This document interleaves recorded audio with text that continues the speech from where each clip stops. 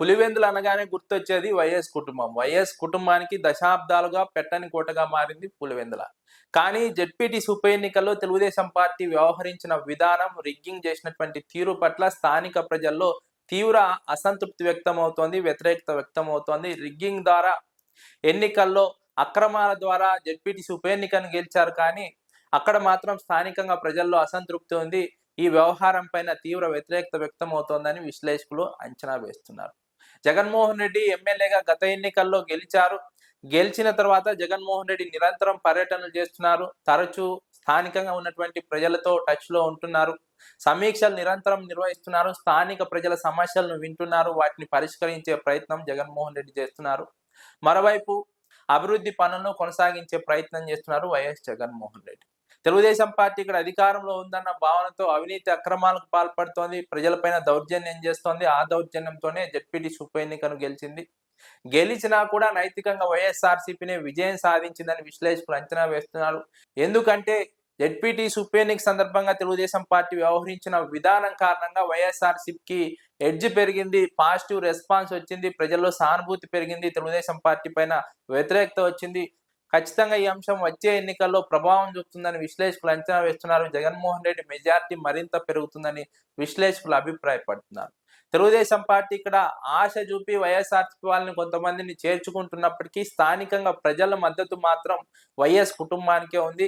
వైఎస్ఆర్సీపీ హయాంలో అమలు చేసిన సంక్షేమ పథకాలపైన పులివెందుల నియోజకవర్గంలో ఇప్పటికీ సానుకూల స్పందన ఉంది. తెలుగుదేశం పార్టీలో జరుగుతున్నటువంటి అవినీతి అక్రమాలపైన అసంతృప్తి ఉంది. సంక్షేమ పథకాల అమలు పైన అసంతృప్తి ఉంది. సంక్షేమ పథకాల అమలు ఆలస్యం కావడం పైన ప్రజల్లో అసంతృప్తి ఉంది.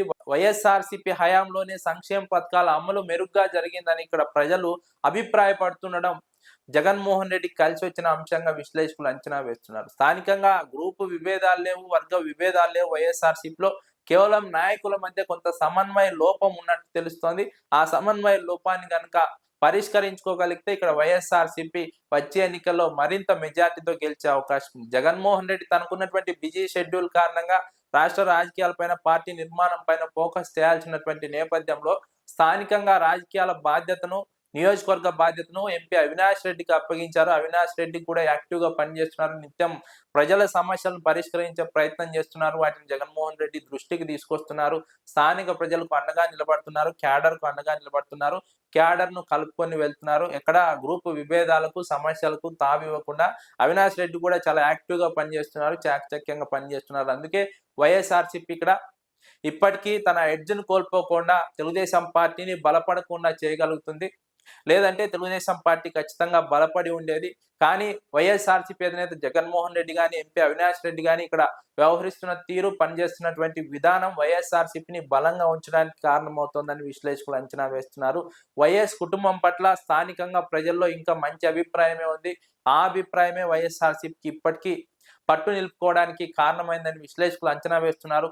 పులివెందుల జెడ్పీటీసీ ఉప ఎన్నికలో పారదర్శకంగా ఎన్నిక జరిగి ఉంటే తెలుగుదేశం పార్టీకి డిపాజిట్ కూడా వచ్చి ఉండేది కాదని విశ్లేషకులు అంచనా వేస్తున్నారు.